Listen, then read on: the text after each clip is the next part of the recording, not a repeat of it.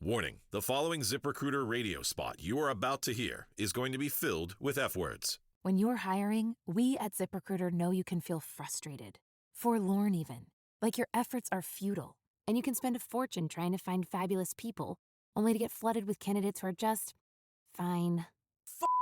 Fortunately, ZipRecruiter figured out how to fix all that. And right now, you can try ZipRecruiter for free at ZipRecruiter.com/zip. With ZipRecruiter, you can forget your frustrations because we find the right people for your roles fast, which is our absolute favorite F word.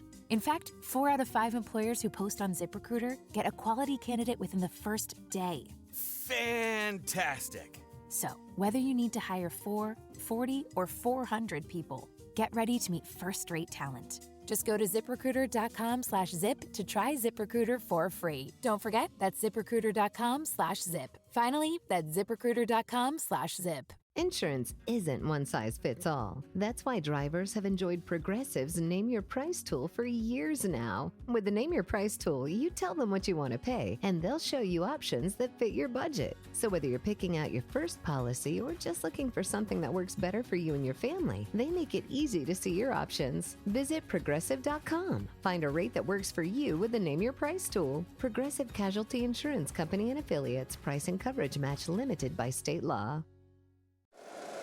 Every team, every topic, everywhere. This is Believe. Was that for you just to start the second half this way? It was good. I was very pleased with it. It's kind of been a while since I would consider myself kind of rolling out there, and kind of be comfortable with the stuff and be able to make pitches. So felt really good, and we got some work to do still. A lot of season left. We got to keep rolling. What do you think was the biggest difference today? I mean, the rest, there's the recharging batteries. Yeah, maybe. I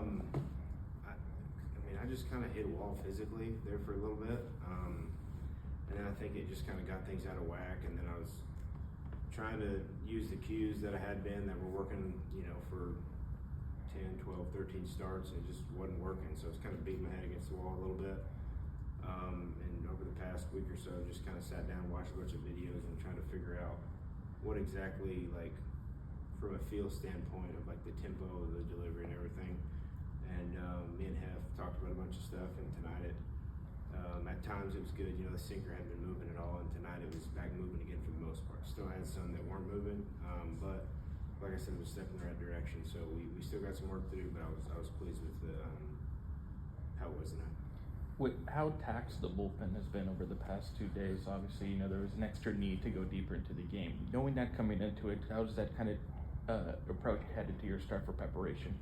I don't think it changes a ton. I think more than anything, like we've talked about, one of my goals is just going deep in games. I give up runs, but going deep into games and making them make decisions early is what I'm always trying to do. I hadn't been able to do it in the past month or so, but kind of same plan tonight. Hopefully get as long as I can to pick the bullpen up when they need a little rest. So sure would like to get 7 there, but Mederos and Danny did a heck of a job after me. Yeah, on that point, how nice was it to see, Mederos, settled in nice outside of what he did recently, but just today going out there and having a big game for you guys. Yeah, to not, you have to use Iggy or TK, it's huge. Get the first game win of the series. So for him to step up there, that was big time. You mentioned physically maybe feeling like you kind of hit a wall. Walt talked about maybe some fatigue. When you're going through that, as far as your arsenal is concerned, is it the sinker that you feel that the most on? Is that kind of the one that's the one that fought you the most? Yeah, probably so. I think also the four seam too. It had been really good at the beginning of the year. Had a lot of life, more life than it ever has.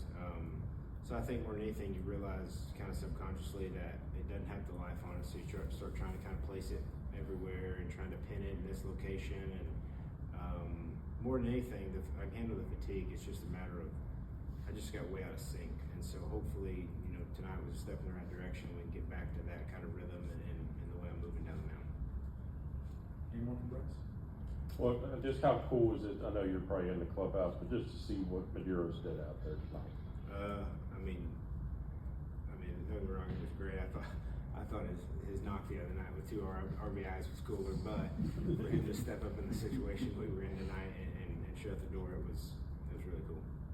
is there a different feeling when somebody does something perhaps that they're not asked to do often? I mean, if Iggy closed this game, you guys are excited, you won 3-2, but is there any type of different chemistry when it's a guy who maybe isn't asked to do that all the time, doesn't?